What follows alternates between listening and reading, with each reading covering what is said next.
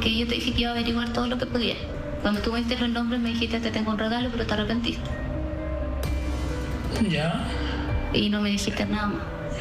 No, yo pensé que me iba a traer tanto problema. El regalo era que esta noticia nunca se esclareció. Hugo Bustamante es un psicópata serial que acaba de reconocer 2 nuevos crímenes. Es mirar como el mal en toda su magnitud de frente y decir, ok, estas personas existen. Los psicópatas no son enajenados mentales, no son sujetos que tengan un trastorno mental, son sujetos lúcidos de conciencia. La historia policial chilena está cruzada por varios psicópatas que aterrorizaron al país. Su actuación sádica le genera un extraordinario placer. Uno de ellos, Julio Pérez Silva, el llamado psicópata de alto hospicio.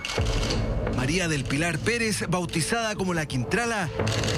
El Tila, José Martínez Vázquez y Antonio Carvajal Valdivieso, el psicópata del pincel. Personas que no les interesa el sufrimiento ajeno. Cuando hablamos de un psicópata o de la psicopatía propiamente tal, la debemos entender como una forma de ser en el mundo. Son esas bestias que habitan el desamparo, ¿no? Es un depredador que convive con nosotros en sociedad. ¿Por qué son tan despiadados con sus víctimas y cómo funciona la cabeza de un psicópata? Las respuestas en el siguiente reportaje de Mega Investiga.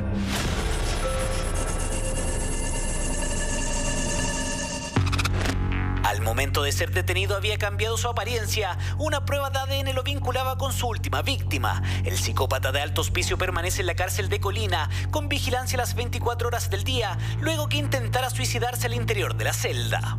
Lo apodaron el artista de la muerte, el psicópata del pincel. Lo condenaron a 29 años de cárcel, pero salió a los 10 y volvió a atacar. 15 años después, Ámbar sabía de esa peligrosidad. Puso en aviso a su madre y a la comunidad del edificio de Limache donde ella vivía con Hugo Bustamante para que él no pudiera entrar. Casos policiales de alto impacto que aterrorizaron a todo el país. El denominador común, psicópatas que actuaron a sus anchas. Pero ¿por qué un ser humano es capaz de atacar a sus víctimas con tal nivel de violencia y frialdad? Junto al doctor en criminología, Mauricio Valdivia, nos adentramos en la mente de estos criminales. En psicopatía se habla de la desconexión emocional, es decir, no tendrían el acceso a las emociones como las tenemos nosotros. Desde esa perspectiva lo que buscan es una permanente excitación. Buscan situaciones de alto riesgo, de alto compromiso emocional. Aquello que podría para cualquier persona ser aversivo, para ellos justamente les genera placer. Por lo tanto, se alimentan, por así decirlo, del dolor, de la humillación, de hacer daño a los demás y del sufrimiento. Su actuación sádica les genera un extraordinario placer. Tienen conciencia forense. En ese sentido, ellos conocen de la ilicitud de sus actos, no obstante, las realizan de todas formas, ¿ya? Es por ello también que realizan una serie de actos para poder ocultar sus crímenes, ¿ya? Lo que buscan finalmente es poder, control y sometimiento de los demás. El goce no está, digamos, en el acto de violar, transgredir sexualmente o de matar, sino que es someter y ser testigo del sufrimiento del otro. Cuando tú me diste los nombres me dijiste te tengo un regalo, pero te arrepentiste. Ya. Y no me dijiste nada más. No, yo pensé que me iba a traer tanto problema. El regalo era que esta noticia nunca se esclareció. Hugo Bustamante es conocido como el psicópata del tambor, porque en el año 2005 ocultó los cuerpos de su pareja y al hijo de esta al interior de un tambor.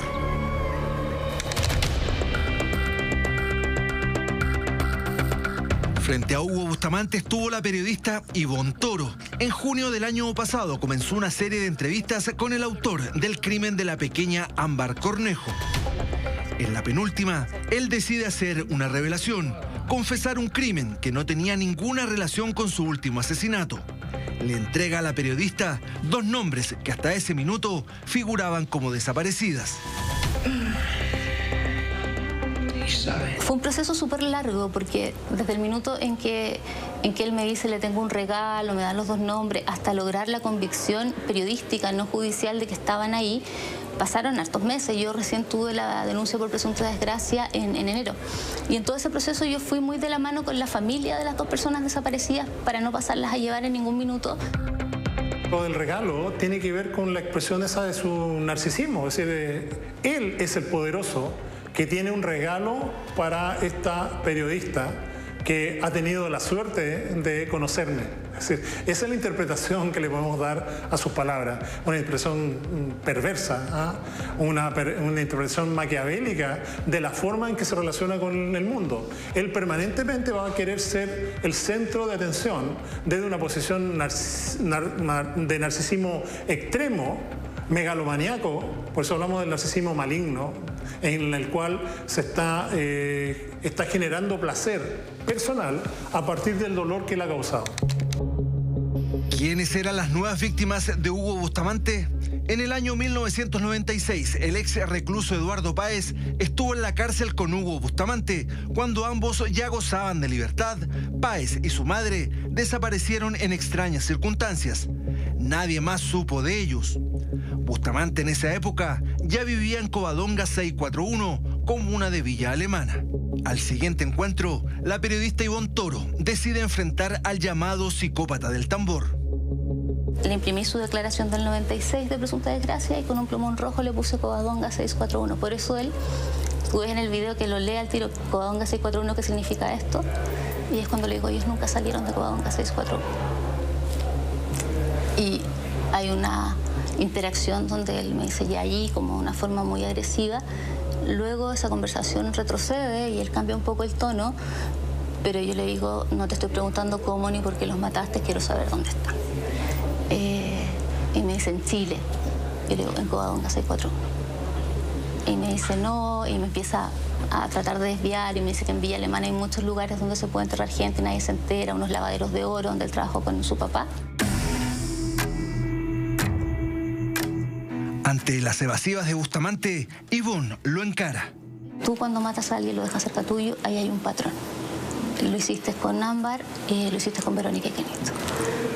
Y yo creo que no se lo esperaba. Esa es mi sensación. Yo creo que, de hecho, él se arrepintió muchas veces y me lo dijo abiertamente. La embarré, más que la embarré en haberle entregado esta información. No sabía las consecuencias que iba a traer, como que me entrega los datos y quiere retroceder. Cada vez que el psicópata vuelve a revivir en la fantasía o en el acto concreto, como es contárselo a la periodista, o en forma independiente, él puede revivir los hechos en su propia fantasía, lo cual no le genera el mismo placer que le va a generar cuando tiene toda una audiencia escuchando justamente y reviviendo lo que él sabe que hizo. Y posiblemente eso es lo que genera que muchas veces los psicópatas van entregando información parcializada. No sería extrañar que el psicópata Alto Hospicio nos dijera, no eran 15, eran 16, 17, 18 y aquí en tal lugar están justamente estas personas que yo asesiné. Finalmente, los cuerpos de Eduardo Páez y su madre Isabel fueron hallados enterrados al interior de Covadonga 641 en Villa Alemana.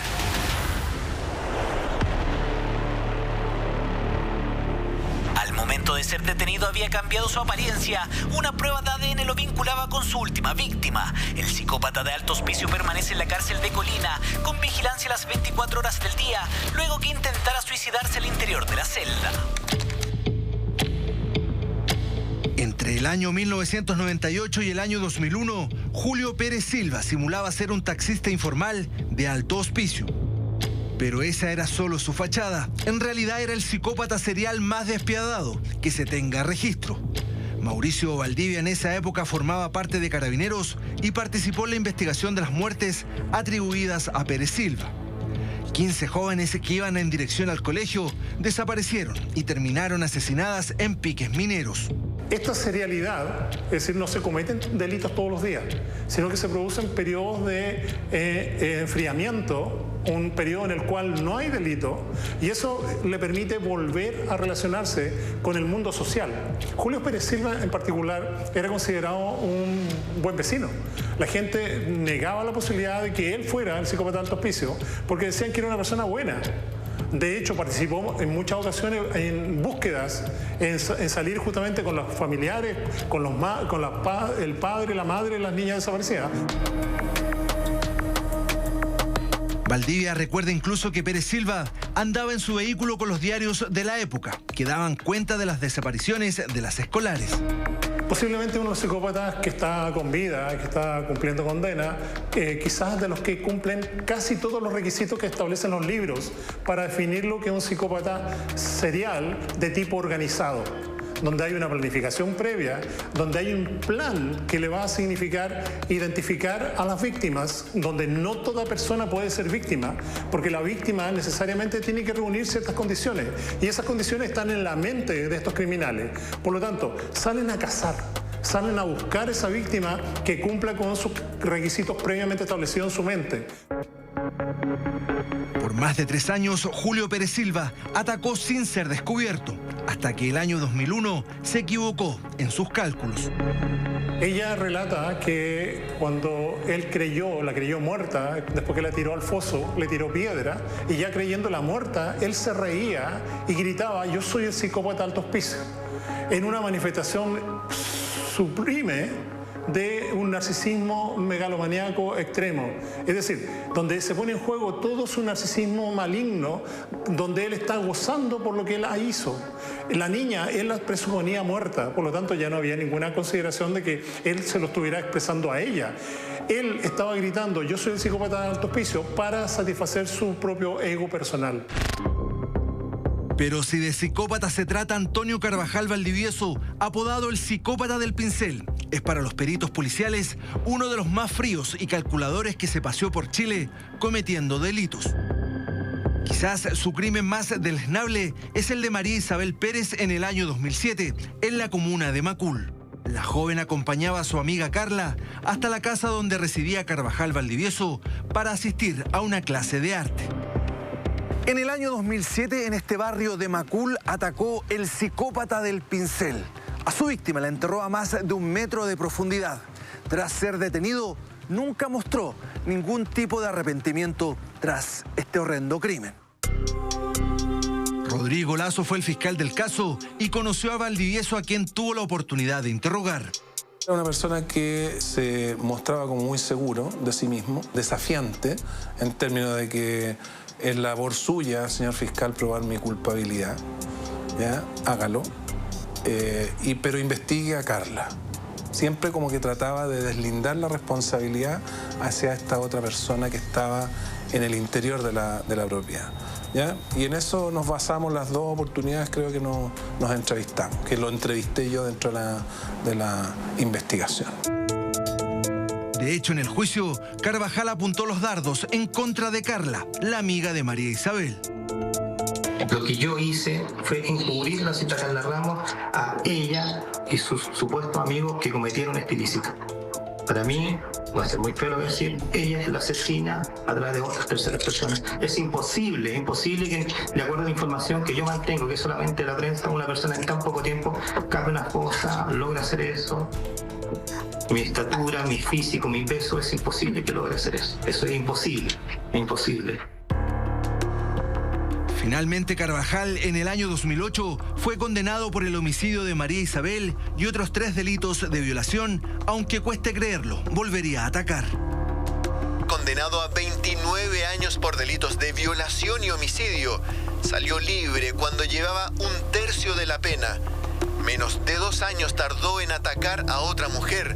Estuvo a punto de matarla. Tal cual. Fue en el año 2019. Casi mata a golpes a una mujer en el centro de La Serena, pero testigos lograron detenerlo en la huida. Se trataba del psicópata del pincel. Sumó una 3ª condena por homicidio simple. Es una forma de ser en el mundo, ¿ya? orientada hacia la transgresión. Son sujetos que además son perversos. ¿En qué sentido lo son? En el sentido de que ellos adscriben a su propia ley. Por eso también podemos explicar las conductas tan extremas a las que pueden llegar desde ese contexto. Justamente no sienten ni alegría, ni miedo o temor. Por lo tanto, hay una desconexión emocional y esa desconexión emocional es la que les impulsa y en cierta medida gatilla la serialidad. Es decir, esta recurrencia que se va a dar en el tiempo de cometer no un delito, sino cometer diferentes delitos a lo largo de su vida. Rodrigo Lazo también conoció a María del Pilar Pérez, la Quintrala. No dudó en contratar a un sicario para asesinar a su propio cuñado en el año 2008 por una herencia familiar. Pero fue el novio de su sobrina, Diego Schmidt-Hebel, quien pagó con sangre la avaricia y ambición de esta mujer. En primera instancia nosotros siempre pensamos que se trataba de un robo, digamos, con intimidación.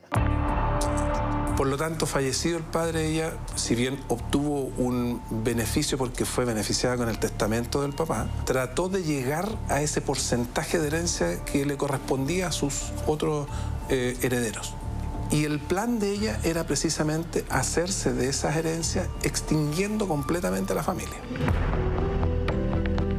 María del Pilar Pérez está condenada a 40 años de presidio efectivo por el crimen de Diego Schmidt-Hebel, por la muerte de su ex marido y la pareja de este. Para los expertos, también se trata de una mente psicopática. Si ella queda en libertad y tiene nuevamente problemas a nivel social, familiar y económico, ella va a recurrir a la misma estrategia tal cual lo hace un psicópata serial organizado en otras condiciones. Son sujetos que en el fondo no tienen moralidad, por eso se les denomina amorales. Y desde esa lógica, sumado a que hablamos de una subjetividad orientada a la transgresión, probablemente podemos esperar que esta conducta sea reiterativa en el tiempo, que esto no vaya a ser modificable, ni que tampoco podamos contar con un tipo de tratamiento que pueda significar algún grado de optimismo frente, digamos, a una resignificación de su conducta y que por lo tanto podamos pretender que en algún momento pueda ser adaptado. Su nombre completo. Hugo Humberto Bustamante Pérez. ¿La PDI le informó a usted el motivo de su detención? Sí, era porque podía estar involucrado en lo de Ámbar. Durante los 8 días en que se buscó a Ámbar, Hugo Bustamante en Covadonga 641 no tuvo problemas incluso para tomar cerveza, mientras al interior del recinto escondía el cuerpo no solo de Ámbar, sino que también el de Eduardo e Isabel. Tuvo la frialdad incluso de hacer pasar a los vecinos al interior del domicilio. No tengo ningún problema que revisen, si gustan vean, si hay algún indicio, traigan perros, revisen el terreno. Pasen, chiquillos, pero pasen, si no sé quién por la nueva. Si no les hacen nada. Ámbar. Sus vecinos sospechaban de él porque en el año 2005 Bustamante ya había asesinado a su pareja y al hijo de esta, a quienes ocultó dentro de un tambor. Para la periodista Ivonne Toro, muertes que se pudieron evitar. Es una falla estructural, ¿verdad? Una falla estructural que tú revisas y dices el 96, si la persona que investigó esto, la justicia antigua, hubiera dicho, entréguenme los antecedentes de Hugo Bustamante, se habría encontrado con 2 peritajes psiquiátricos donde le están advirtiendo que es un psicópata, con una palabra tan fuerte como desalmado. Y esta fue la última persona que vivió con vida a estas otras 2 personas. Acá hay algo raro, hay algo que no calza y por lo tanto, tú dices, si tú lo hubieras frenado ahí, Verónica y Kenito tal vez no lo hubieran conocido, tal vez estarían vivos.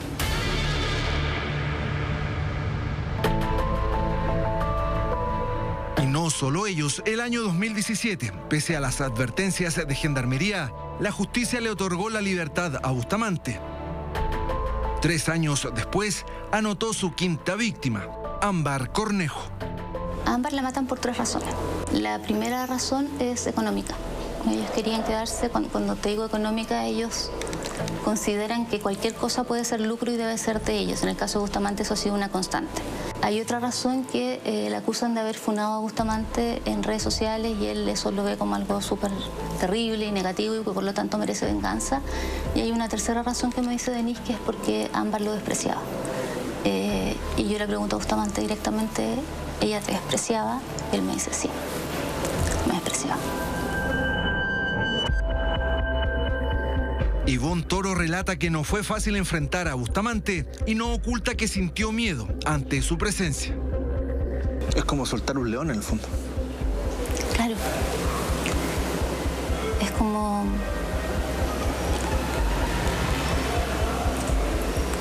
Son esas bestias que habitan el desamparo, ¿no? Humanamente es raro, porque como es mirar como el mal en toda su magnitud de frente y decir, ok, estas personas existen. Y yo se lo planteé a Bustamante en algún minuto. Le decía, si yo no supiera quién eres tú, es el señor que te atiende en un supermercado, el taxista, que puede tirar la talla súper rápido, que anda muy impecable, que no tendrías cómo sospechar. Entonces me dio esa sensación de miedo. En pocos días, Ivonne Toro publicará el libro La Niña Ámbar. Su propósito, nos cuenta, es que la justicia tome en consideración todos los antecedentes antes de dejar en libertad a psicópatas o sujetos de alta peligrosidad. Porque hay que evitar que se repita la historia de Ámbar, quien pese a que nunca dejó de pedir ayuda, esta nunca llegó.